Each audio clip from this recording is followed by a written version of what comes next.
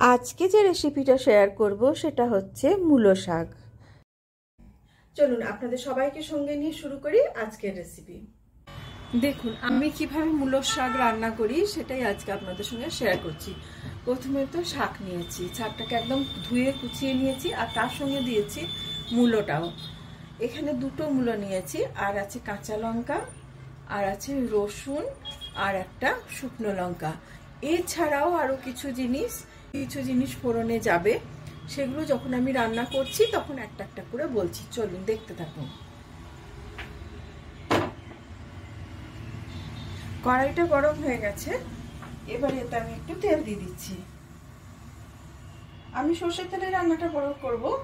দেখুন আমি এখানে কিন্তু খুব তেল দিইনি, অল্পই তেল দিয়েছি, কারণ এটা তো শাকে খুব বেশি তেল লাগে না।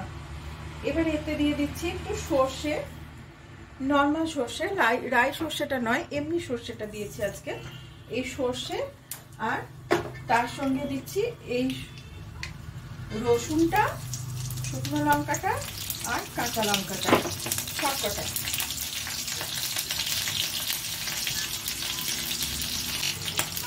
এটা একটু ভাজা ভাজা হয়ে যাবে, রসুনটা হালকা একটা ব্রাউন কালার চলে আসবে, হালকা একটা গোল্ডেন ব্রাউন মতো হয়ে যাবে। এটা কি হয়ে এসছে রসুনটা, আর এটাকে ভাজবো না রসুনটা।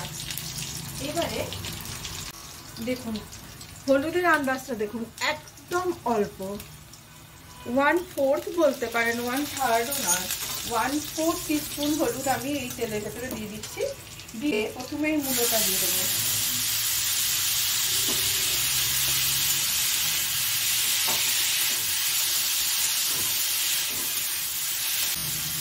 এটা একটু ভাজা হবে, তারপরে শাকটা দেবো।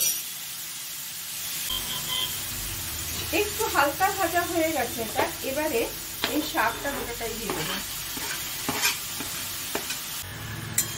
আমি মূলো শাক কিন্তু কখনোই শুধু রান্না করি না, একটু মূলো দিয়ে রান্না করি, তাতে টেস্টটা কিন্তু আরো বেশি ভালো হয়ে যায়।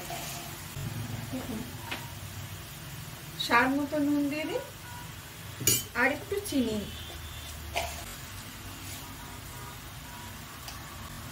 যারা মিষ্টি খান না তারা স্কিপ করবেন।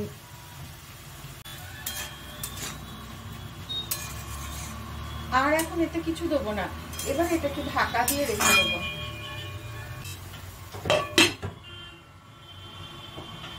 7 থেকে 8 মিনিট পরে আবার দেখাচ্ছি। দেখুন এটা 7 থেকে 8 মিনিট হয়ে গেছে, আমি ঢাকনাটা খুলছি। এই যে এরকম আছে এখন। এবার এটা একটুখানি এই জায়গাটা না পাশে সরিয়ে দিচ্ছে, এই জায়গাটা ফাঁক করছে একটুখানি, মানে মাঝখানটা একটু ফাঁক করে নেবেন, কিংবা একটা আলাদা প্লেটে ঢেলে নেবেন। এটাকে যদি অসুবিধা হয় আলাদা প্লেটে ঢেলে নেবেন। আমি এইভাবেই করে নিচ্ছি এটাকে। এবার এখানটা একটুখানি তেল দিলাম, একটু গরম হোক। দেখুন তেলটা গরম হয়ে গেছে, এইবার কি দিচ্ছি দেখুন। এটা হচ্ছে বাদাম, ঘরে ভাজা বাদাম, এমনি বাদাম যে পিনাট আমরা খাই সেই পিনাট, তার সঙ্গে তিল, প্রায় 1/2 চামচ মতো তিল দিলাম। এই দুটো একটু ভেজে নেব। বাদাম আর তিলের যে নাটি একটা ফ্লেভার আছে, ওই ফ্লেভারটা যখন বেরিয়ে আসবে এবং কাঁচা ভাবটা যখন চলে যাবে, তখন এই শাকটা দিয়ে মিশিয়ে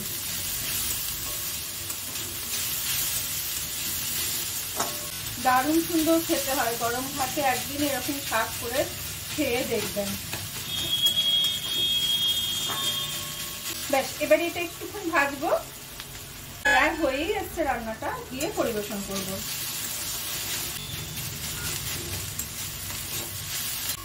গ্যাস বন্ধ করে দিচ্ছি, চলুন পরিবেশন করে দেবো।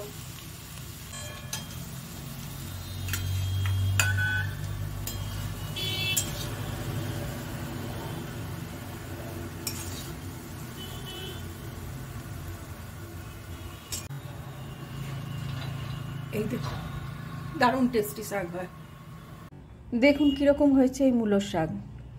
শাকগুলো এতটাই ফ্রেশ ছিল না, আমার আর নষ্ট করতে ইচ্ছে করলো না, আজকে বানিয়েই দিলাম।